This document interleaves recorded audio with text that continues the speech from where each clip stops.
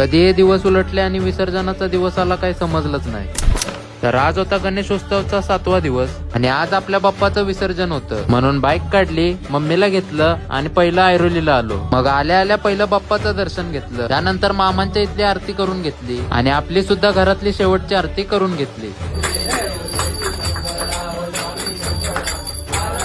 आणि मग निघालो आपण बाप्पाच्या विसर्जनासाठी. बाप्पा आला, सगळे एकत्र आले, सगळ्यांनी मजा मस्ती केली. रोज आरती आणि त्या टाळांच्या आवाजात सगळे दंग होऊन जायचे. आणि हे कधी दिवस उलटले काही समजलंच नाही. आता पुन्हा या सुवर्ण क्षणाची वर्षभर वाट बघावी लागेल. बाप्पा तुम्ही चाललात, पण जाता जाता तुम्हाला इतकंच बोले, निरोप घेतो आता, आम्हा आज्ञा असावी, आम्हा आज्ञा असावी.